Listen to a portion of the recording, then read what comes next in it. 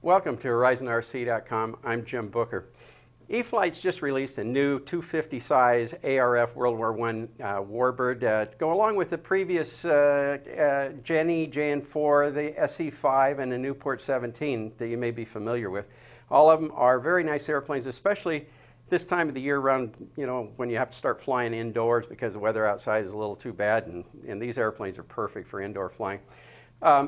Biplanes, I know people start worried about being difficult to build, and by the way, it is an ARF, and that means that you have to spend maybe 2 evenings having fun building your model.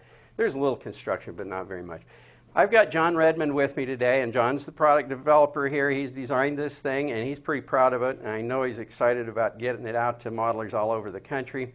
And so we're going to talk to him about all the features. It's very cool, and John's got some pretty interesting insight on this thing, especially you said you have some history on the Fokker D7. I have a little bit, Jim. How are you doing today? Well, the weather around here is not conducive to much fun outdoors. I think they call it frightful. 45-mile-an-hour winds, 10 degrees, and snow blowing. Anyways, the Fokker D7, the fourth in our lineup of the little 250 ARF slow flyer biplanes. The Fokker D7 was probably known as the most formidable weapon system in World War I. When the Germans came out with this, they proved you could have a biplane in that day, in that era, 1918, that did not have any flying wires at all. We have them on ours because of the foam wing construction and such to maintain the stability there, but they had none. Fully monocoque fully monocoque wings. They were very thick airfoils, flat bottom. They were not undercambered, blunt leading edges, which just delivered a very, very nice, benign flight performance for the pilots of the day. It made a lot of people very successful in this aircraft, and the Fokker D7 was known for making a lot of aces for the German side. So we figured after doing the others it was time to go ahead and hit something on the Axis side. We did the D7. The trim scheme we've picked out is Ernst Uditz's trim scheme. He had over 65 aerial kills during the Great War, a fair number of them in his low Fokker D7. Low stood for Lola, which was his girlfriend. I see. Okay. It's a very interesting color scheme. Yes, I like this. Yes, thing. Nice, quite vibrant, and looks good. A lot of red, yes. Anyways, so standard typical constructed. Molded wings, stab, built-up foam fuselage with a very, very lightweight ABS top. Pretty much the same as the previous ones, right? Identical to them on all aspects and regards. So our cabane struts up here are plastic. They're not wood. And we did that to be able to make and sit all the features, and they have to kind of get bent a certain way. The real one was a very unique setup up there, so we did plastic. Works quite well. The cowling is quite large. It extends all the way back here and then wraps around in a very, you can see, we'll show you some detailed shots showing you the little angle there it goes on, but we tried to also duplicate all the vent louvers and such on the side of the airplane and the fuselage up in the nose. We've got a pseudo-dummy Mercedes engine up top, and we also have a full grill. Yeah, I was going to say, you got a screened radiator. A screened radiator grill. Helps cool that little Park 250 without a problem. Not that it gets hot, but... and you've used a GWS propeller there, it appears. GWS 735 orange prop, and then a brown Sharpie to kind of give it that wood tone look. Yeah, you guys are doing some cool stuff there. You must have too much time on your hands there. Yeah, we have plenty of time. Couple of Spandau machine guns, the premier machine gun of World War I as well. Carbon support for the stab, the clear supports for the tail surfaces, everything we've done in the past. The D7 is a very, very great flying airplane. The one thing you need to keep in mind, everybody, when you rig it out, make sure we get some dihedral in those wings. Rudder-only airplanes have to have dihedral. The real D7 didn't have any in the top wing, but it also had ailerons at work. A lot of guys out there add ailerons. Pretty complicated for the new modeler and such, so we just kind of leave them down to a three-channel thing. This makes assembly pretty easy. Talk about the assembly a little bit. Fuselage is already built up, Fuselage is built, wings are built, tail's built. What you do, the first process, I believe, is bolting the motor on. And we either have the carbon tube option, or you can rotate the shaft through the Park 250 and use the included aluminum mount. It'll screw right up to the firewall. Okay. Okay, your choice. Then we drop 2 servos in, which are right on top of the motor. One for the elevator, one for the rudder. That point in time, once that's done, I think we install the cowling. It pretty much drops right on. The holes are all pre-cut. It's even been pre-screwed in place for you.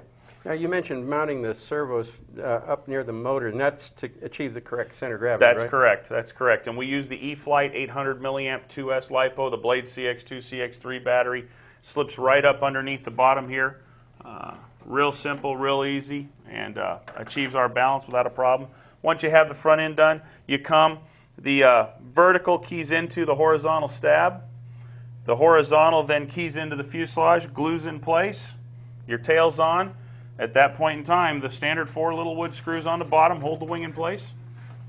Bottom wing's there, and we have the receivers up in front so you can bind, rebind without taking the wings off, just like we did on the Newport. Once that's there, we show you putting the cabanes, the top wing on, the outers, gluing everything up, rigging it, and you're pretty much done. Pretty much, when you've assembled this airplane, there's really not much reason to take it apart for transportation. Not at all. Not at all. The size of it fit in just about any car. Big keys in the rigging of the wings, of course, is make sure we have the dihedral, a little bit of dihedral, just as it shows. Make sure once you have the airplane all rigged out, you hit each and every point on the struts where that string goes through with a drop of thick CA. We need to secure that. And then where the string goes through the fuselage at the bottom, I use white glue. And that is I can bust that loose if I ever need to replace wings for that midair that occurs at JR Indoor or E-Fest or something like that. Which E-flite servo were you suggesting? The S60, the E-flite S60, smaller one. The smallest, the Super Sub Micro S60. The Spectrum AR6100 if you have one of those laying around, or of course the new 6110 receiver, and then a 10 amp ESC. Nothing very out of the ordinary there. Nothing at all. It's the same things we've used in every other one in this series. Now, you mentioned something about, of course, it's a 3-channel airplane and that it's relatively easy to fly.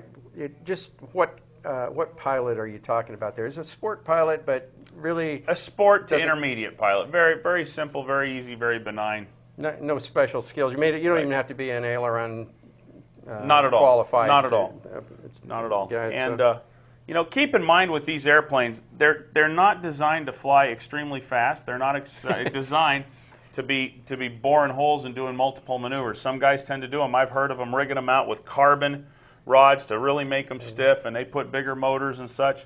And you can do that, of course, but they work best when they're kept as light as possible. So it looks more realistic cruising around the gymnasium. And that's right. So it's a great airplane. It's a great addition to your fleet if you've got the set.